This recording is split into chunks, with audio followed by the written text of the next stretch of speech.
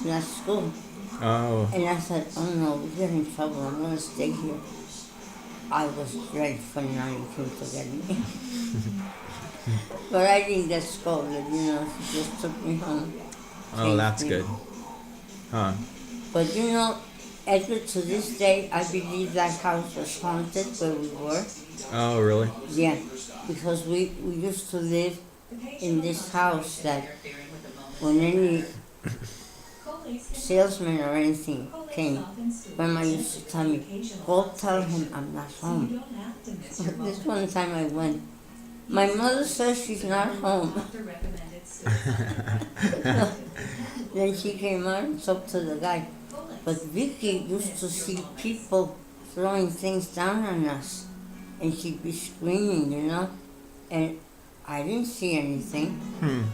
All I ever saw, Edgar, was this man who looked just like my grandpa. Because my grandpa and my grandma didn't get along. They were always fighting. So my grandpa lived with us in Veracruz. And one day I saw this man standing there. He looked just like my grandfather, but he was in his underwear. So I went to the back and I said, Grandpa, I just saw you over there with your underwear. Carmen, I get dressed the minute I get up. I don't walk around in my underwear. And I thought, well, I wonder who that was. But then when we were sitting in the dining room, Edgar, we had a small, it wasn't like this. It's a very small dining room. And I looked up and I saw this beautiful, beautiful young man. He looked like an angel to me. But I called Nanny and I turned around and said, Mommy, come and look. And when she looked, he was gone. Oh. But I thought, I bet that was, Nanny told me that was probably Vicky's guardian angel. So did he look at you? Yeah, he looked at me. Oh, he had the sweetest face, Edgar. Huh. I'll never forget his face. And was he smiling? Yeah, Huh. yeah. So I don't think it was an evil, because sometimes the devil disguises himself and makes you believe he's a person, But he couldn't have been a devil. He was beautiful, and he smiled at me, but he was right behind Vicky's chair, and I said, I couldn't understand how he could be standing there. So I still think he was an angel. Do you think someday you'll see him again? That'd be neat. Well, then we used to watch. Grandma would sit us down and we'd listen to this guy on the radio called Pinocchio, and he tells stories to the children. Pinocchio? Pinocchio, that was his. Yeah, like in what was that fairy tale? Pinocchio. Yeah, and so he would tell us stories, and that was one time that I saw my grandpa in the kitchen, in the living room, standing without any underwear, and I went to the back and I said, Grandpa, I just saw you standing over there without any clothes, just underwear. Carmen, the first thing I do when I get up is get dressed. I don't walk around in my underwear. Huh. So, tell me again, who was it who saw things being thrown down? Vicky was see Vicky? things. Yeah. So, so that house was haunted. So, she saw people throwing things down. Yeah. You saw an angel. Yeah. What about Diadita? I don't think she was too little. Oh, okay. But you know what Grandma would do? She'd take them when we were in Mexico City. Oh, because when the war broke out, my dad didn't want to go to either Japan or to Europe, so he decided to go to Mexico. And that's where we lived. But he used to travel. He still traveled on ships, and he'd be gone for about 3 months. And when he was gone, Edgar, my mom would invite these ladies that she had taken a sewing class with, and that's where she learned how to sew. That she'd make us out. See those dresses in that picture there? She made all those 3 dresses. Oh, really? Uh-huh. Wow. And Pepe has the original. And when we went to California to see Pepe this early in the year, Pepe has the original picture. So when I showed that to Pep, no, Pepe said, "We'll take this picture, but I'm not gonna sit like I was there." So, yeah, he was funny. so cute. He was so. Pepe was such a cute boy. When they called my father and told him he had a son, my dad fainted. Yeah. And then I felt the measles or whatever it was, that chicken pox, I think. And she wouldn't let Vicky and Tita come in and see me. So when she finally did let them come in, I don't think I was contagious anymore. Because they didn't catch anything. But she used to go around, Edgar, knock on the door and tell Vicky and Tita, "Run!" And they'd be running. I said, "I'm not with you. I'm not running. I'm walking normally."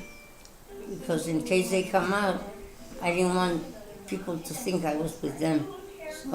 So did you do that? I mean, did Grandma do that in New York or? No, in Mexico. In Mexico. In Mexico. Yeah. What was it like in Mexico, where you lived? Well, I lived in Mexico City. It was another neighborhood that we had these stairs, that because they had it was like a modern like the apartments they have now in New York, that you have a common courtyard and there was another second floor.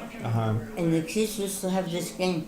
They go up on the inside of the stair and down, or the other way around.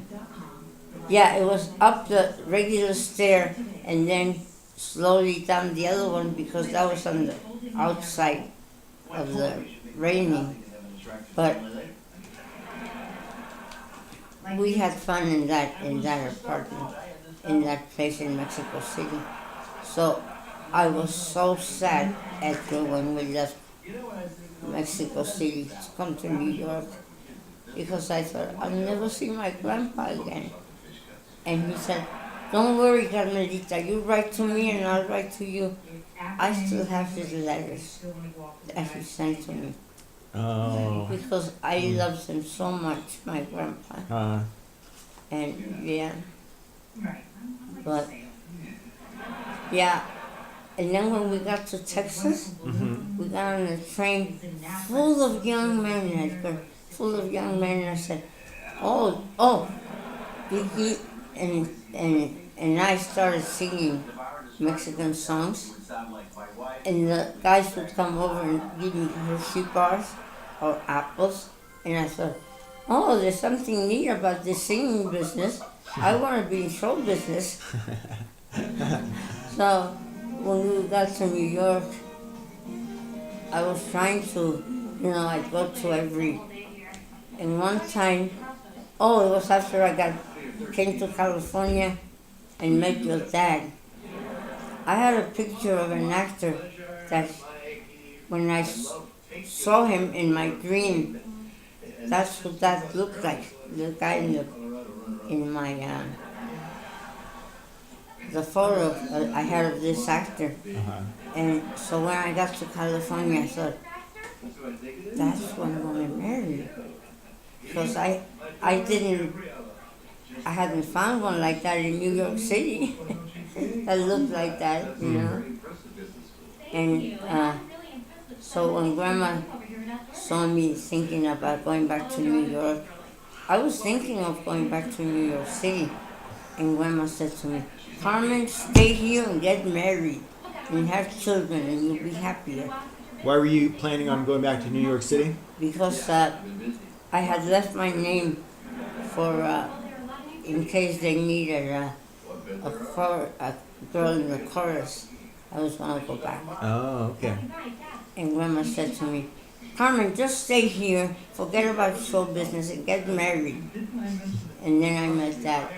Oh, okay. Oh yeah. Now, how did you meet Dad? Flora and Rafael used to live in they had a granddaughter who lived in the same building as us. Her name was Lily. Lili, Lily. And my dad told us there's a little girl next door who, he took care of the building. He was the superintendent. But that means he did the shoveling and he had a coal furnace in that time. And For the whole building? Wow. yeah. So he kept everybody warm by shoveling coal? Yeah. Wow. Yeah, so. How often did he have to do that?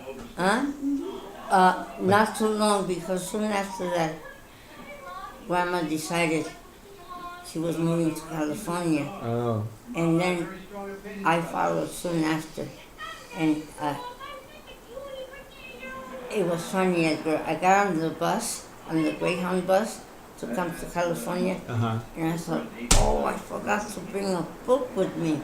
I'm gonna go nuts here. This guy in St. Louis, Missouri, he gave me a book and he said, here, I read this already, would you like to have it? And it was the 3 Faces of Eve. Oh. And they talked about people who have that multiple identity. And so I read that all the way from St. Louis to California. Uh-huh. Yeah. So tell me about the book. Was that interesting? It was very interesting. The 3 Faces of Eve. So what exactly was it about? About this woman who had these 3 split personalities. She'd be one day she'd be one person, another day she'd be, it depended on her mood. And it was a true story. Huh. It wasn't made up, it wasn't fiction. Did you ever meet anybody like that? No. No. No. But when I got to New York, and Flora and Rafael, who used to, their niece lived next to us. No, yeah, their grandniece lived next to us. We went over to see her. Uh-huh. Edgar, Vicky, Tita, and I Vicky and I could not understand a single word she said. She was talking so fast. But then my ear got gradually used to it, Uh-huh. and I could understand. So when I went to work from McGraw-Hill, I had a Cuban girlfriend who didn't speak English. And we were going, there was a subway strike one time in New York, and we had to take a train. And he took us to Harlem. Edgar, I was so scared because I thought, what's going to happen to us in Harlem? We have to get another bus to go home. Let me remember what happened. Yeah, so we were walking in the street, and Marta, who didn't speak English, she was from Cuba, she started talking real fast, and Vicky said to me, if you don't shut her up, I will. So I said, Marta, don't speak any more Spanish because they're going to think we're talking about them. But that was funny the way Vicky said to me, if you don't shut her up, I will. So who was thinking that you're talking about them? The black people. But it wasn't the black men who were insulting us or anything. It was the women. Oh. He kept telling us, why don't you chicks go back where you came from? You don't belong here. And we were scared. So finally we got on the bus and it took us home. Yeah. But so many of my stories come from that experience in Mexico and New York. Uh-huh. Yeah.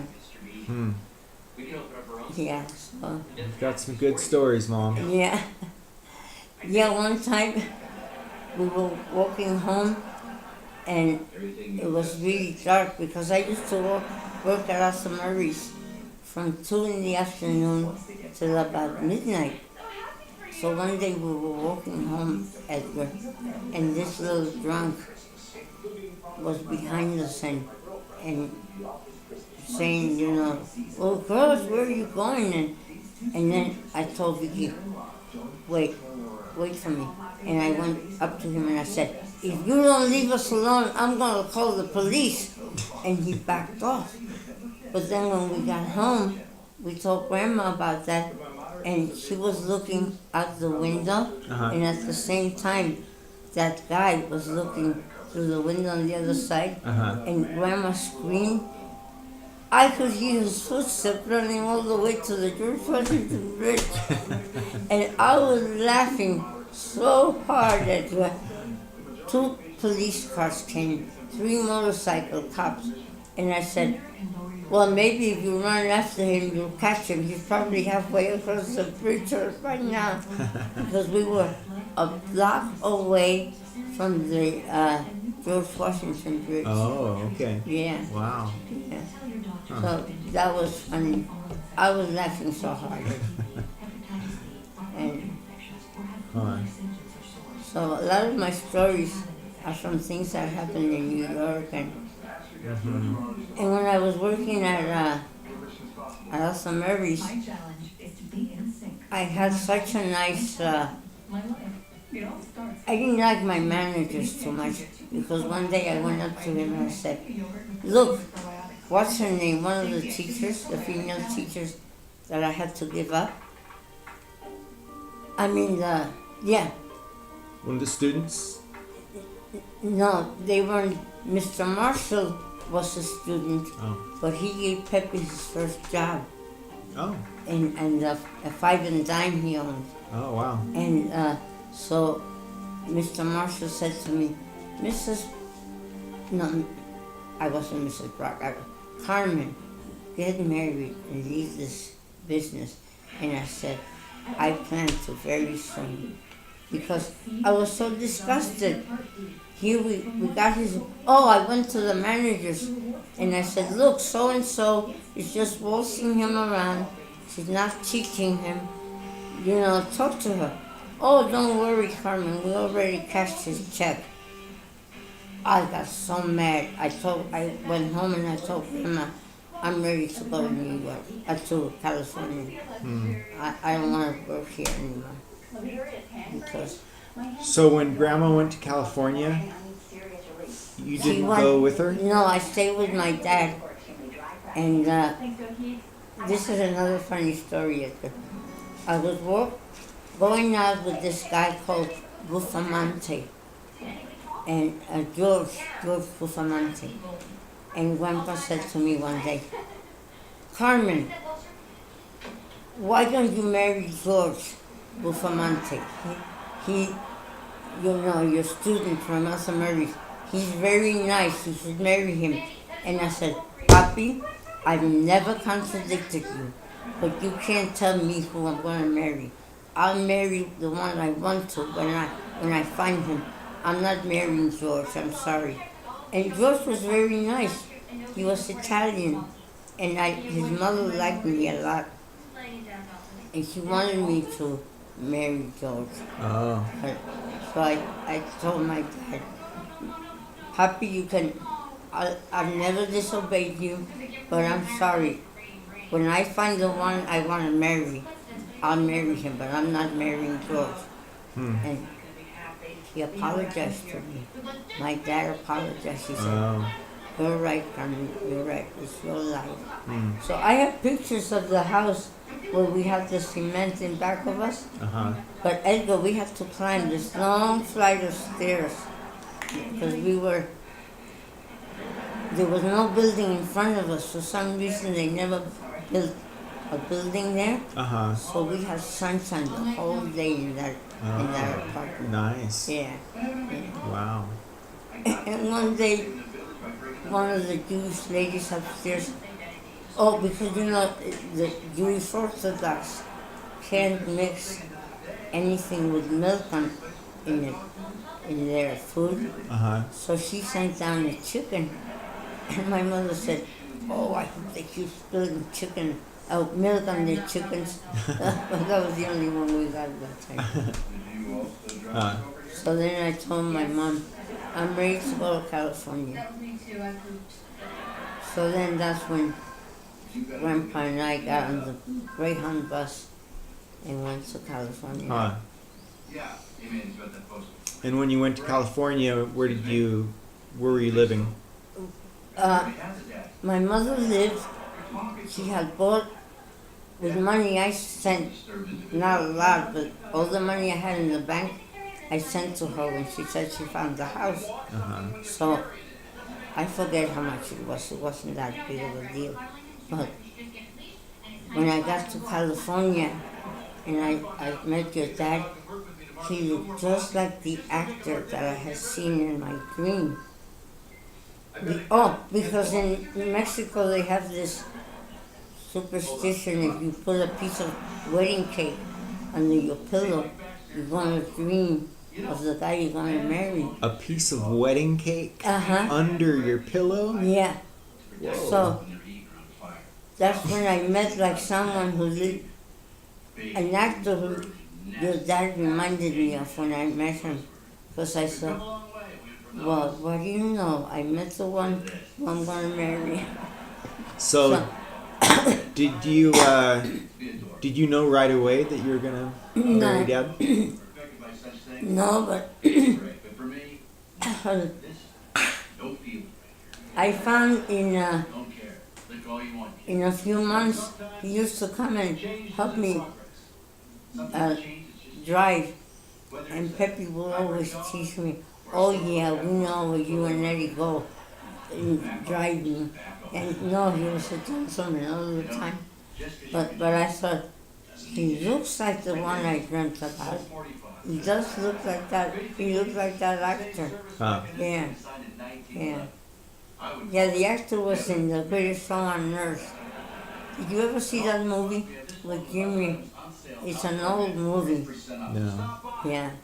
And when I saw him, I thought, wow, I think he's the one I'm going to marry. Oh.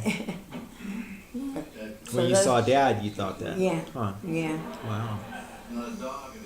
So tell me about the wedding cake. Yeah, if you put a piece of wedding cake under your pillow. And you actually did that? Yeah. And what was that like after you woke up in the morning? I thought, I don't know anybody like that. Did it have frosting? Yeah, but you don't put the whole cake. You cover it up, a piece of wedding cake. Oh, okay. So it wasn't like it was mushy, making a big mess on your pillow. No. Okay. Yeah. So when I got to California, and then I called my friends in New York to tell them I was getting married. One girl from the Arthur Murray studio was able to come to my wedding. She was my wedding, because they all said, "Boy, Carmen, that was quick. What, do you have him in reserve over there?" Yeah.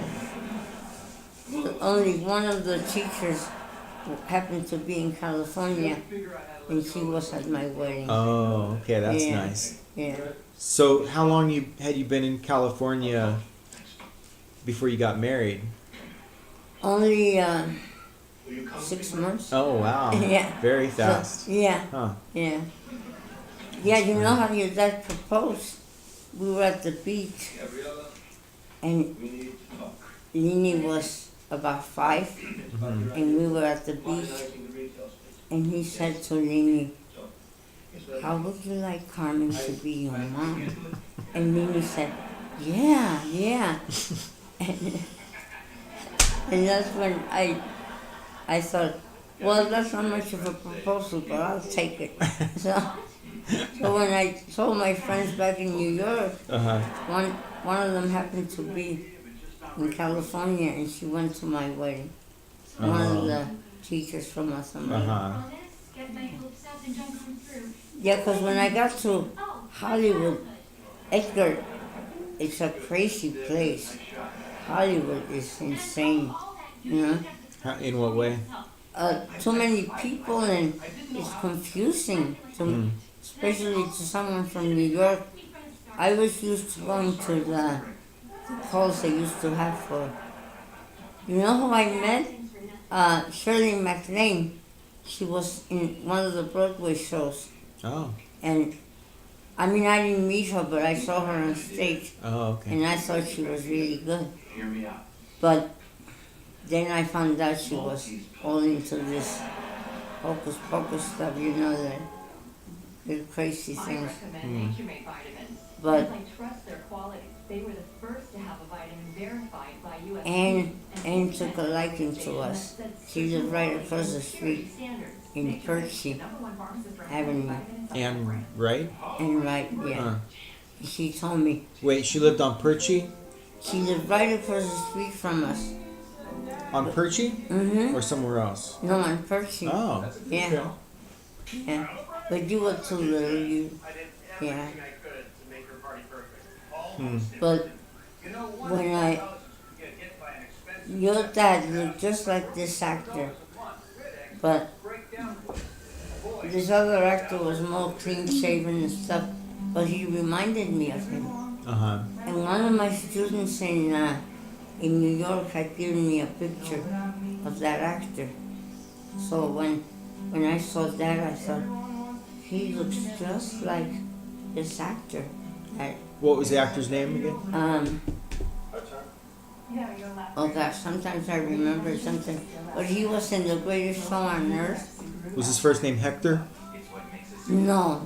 Was it Jorge? No, Manuel? He was, huh? Manuel? No, No? he was Hungarian. Oh, okay. Yeah. Oh gosh, I can't think of his name now. But when I saw your dad, I said, he looks just like that actor. Wow. So, yeah. That's funny. Yeah. So, yeah, Pepe used to tease me all the time. Oh yeah, Carmen, we know Eddie takes you out for driving lessons. We know what's going on. I said, Pepe, nothing's going on. He said, oh yeah, Carmen, keep telling us that. He used to tease me all the time. Huh. So Anne told me, Carmen, you came just in time to save Eddie from all the women on this block. They were all after him. But you saved Eddie. That's funny. Huh. But you know, you don't remember Johnny, do you? I do. Yeah, you do? Yeah. But he used to get me so mad at her. One time I was making tostadas. You know how you fry the tostadas? And in those days, I didn't know about putting them in the oven. Uh-huh. I used to fry them, you know, and put them on a tray. And he comes in and he says, "Oh, we eating that Mexican crap again?" Edgar, I got so mad. I threw the whole tray of tortillas and I said, "Pick up that trash." And then, you know, I was so mad at Johnny. Did you make him eat it? Huh? Did you make him eat it? No. That would have been good. No, I wasn't that mean. How old was he? He was about 14. Oh, okay. So when you got married to Dad, He had his two children from his. They only had one daughter. It was Lynette. Uh-huh. The other two, their father was from Puerto Rico. So Johnny was Puerto Rican and born in New York City. But when Dad married her, she had Johnny and Suma, and then they had Lynette together. oh. But And when you got married, how old were they? Johnny was 14 and Suma was 12. Oh, right when you got married, they were that age. Okay. Yeah. But you know, Suma was always a troublemaker. She would sneak out at night, and one night she came home and Dad caught her and he gave her a spanking for doing that. Huh. And Johnny was always making me mad with his comments about, oh, the Puerto Rican people are no good, and I would tell him, Johnny, you should be proud of what you are. You're not, you know, those are your relatives. And he would make fun of them, and he's still like that, Edgar. Lini tries to talk to him. He hasn't talked to her in over 20 years, I think. Wow. Yeah, more than that. Yeah. That's sad. But, and Suma was always getting in trouble. So how long were they living with you? us? Yeah. Yeah. So Johnny was 14, and Suma was, no, they were a little older than that. Yeah, but how long were they with you? At the house? Yeah. Trying to remember. Are you talking about yourself or me? Yeah, Johnny was already. Oh yeah, Johnny had already gotten married, and he married a Greek girl. Well, I think he's still married to her, but she was Greek Orthodox. And Honey. so Suma was about. When we were living here, she came one time with one of her husbands. I think she got married 3 times. Yeah. I remember Marcus. Marcus, yeah. Yeah. Huh. And I don't know why she divorced him because he was nice. Oh. You never know. You never know what's happening. Yeah. But Johnny used to get me so mad at him. I actually like Chinese food. I was actually glad they went back to their dad in New York City. Yeah. But she was I have been going without since '87. I'm trying to remember how old she was. The hot and sour or whatever that is. But you know, Suma was married 3 times. You know what? We are ordering from Emperor's So Lynette was their real daughter. And Johnny and Suma were living with us first. Yeah. Yeah. Listen, I'm going to give you the greatest And compliment I know. how did you guys decide to come up to Grass Valley? Oh, Dad said one day, I think we're going to move to California. And I said, that sounds good to me. And so he came out first. Oh, to Grass Valley, you mean? To meet Edna. Oh. Edna had taken care of him, but only for about, she told Otto, okay, Otto, you don't remember Uncle Otto, do you? You remember him? Yeah. Well, the way he got into the United States, he just followed an American family and tagged on along with them. Because he didn't look Guatemalan, he looked European, but very short, you know. So Uncle Otto snuck across the border?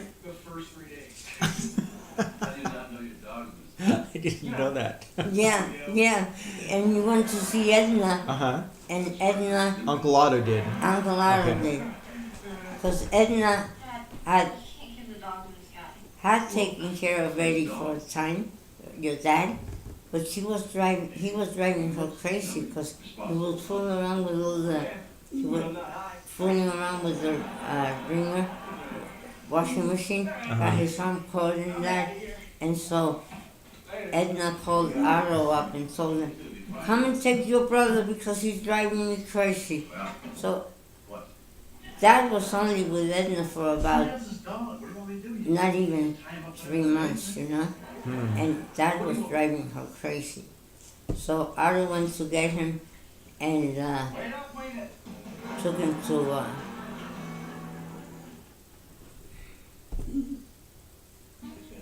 let me think.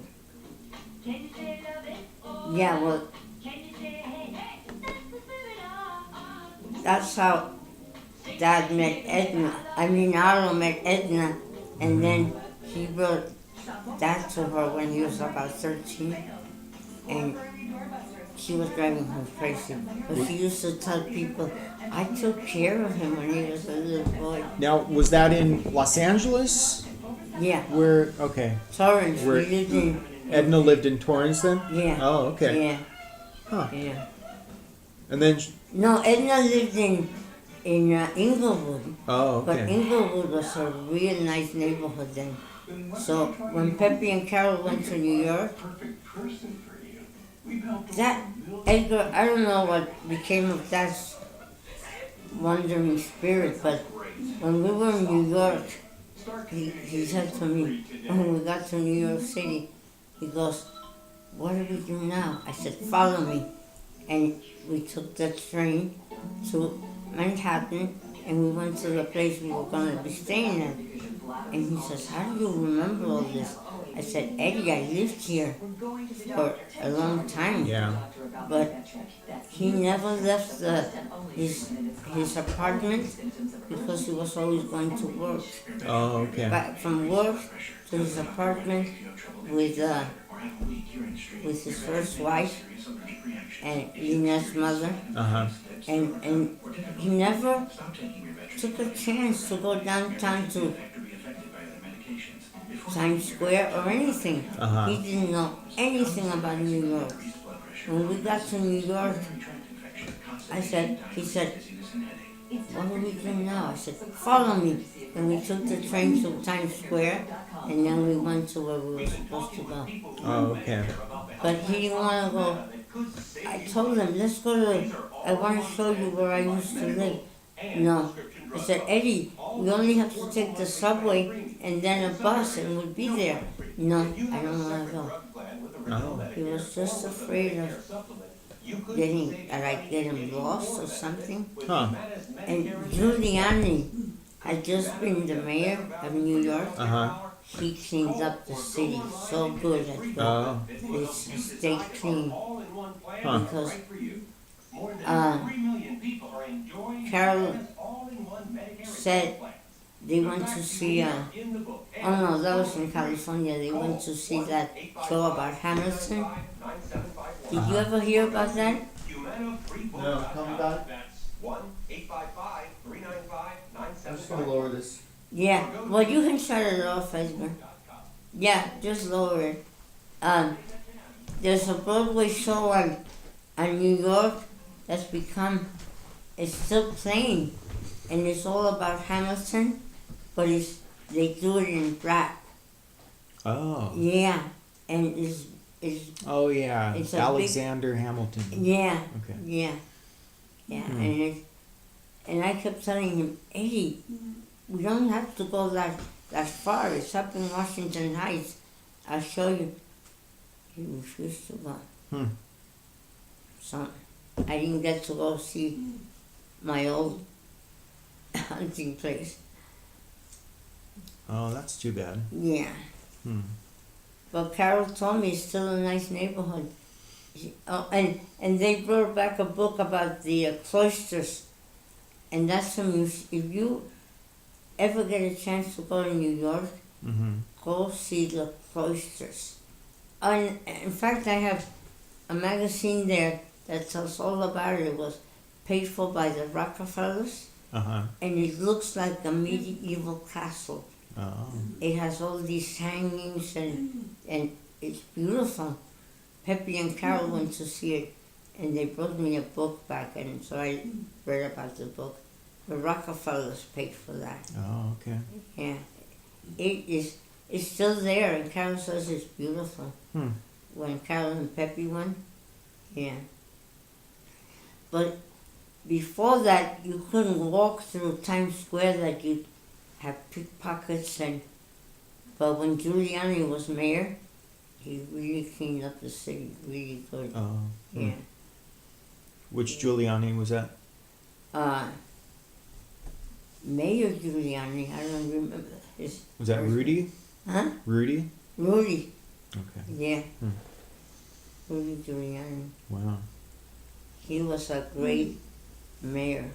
Hmm. Because before that, you couldn't walk to Central Park. You get mugged, you get, beaten. Uh-huh. And we used to go there to there was a place called Tavern on the Green. They don't have it anymore, but it used to be a really nice restaurant. We used to take our pupils to that place to dance. Mm. And yeah, we were walking down that little hill that they have there in Columbus Circle, Mm-hmm. and my best friend from dancing school was walking in front of me with her boyfriend, and I took their heads and I counted them together, Edgar. And she turned around and said, "Carmen, why did you do that?" I said, "I always wanted to hear that noise, that of her talking to me." She was so mad at me. So that wasn't. You didn't go around knocking people's heads together, No, right? only that time, only one time. Why did you do it that one time? I took a few too many rum and cokes, and I was feeling dizzy. Yeah, and Tony and Joan, that's who it was, walking in front of me, Mm-hmm. and I just got the urge to grab a plank and I hit their heads. "Carmen, that hurt. What'd you do that for?" I said, "I always wanted to hear that sound." She was so mad at me. Ouch. Yeah. If you actually heard the noise, then you must have hit them together pretty hard. Yeah. Yeah, they were walking right in front of me, and I go, "Clunk." Oh, wow. Huh. So then that's when I thought, you know what? When I come to these parties, I can't have more than one rum and coke. That's all I'm gonna have. So the next party we went to was in, I was still working for Elsa Mary's, but in New York. So we went to this other party at the Waldorf Astoria, and I saw Harry Belafonte there that night. And I thought, they kept asking me, "Do you want another drink?" I said, "No, thank you." I just kept putting Coke in my room, Coke, so I wouldn't get drunk because. So you only had 3 that night? No, I kept putting Coke in the rum and In Coke. the first one? Yeah. Oh, okay. Yeah. Yeah. Yeah. Well, I better clean up downstairs. Oh, okay. And get home. I'm just gonna put everything away, and I'll come back and do some more later. Oh yeah, just put everything away now. I mean, you can come back and do it another time. Okay. Yeah, but thank you so much for coming over. You're welcome. It's been fun talking to you. You're welcome. Well, it's been fun hearing your stories. Yeah, well, I'm glad you remember them all. Bonnie, Terry's sister, her husband? Well, I don't know if they ever got married.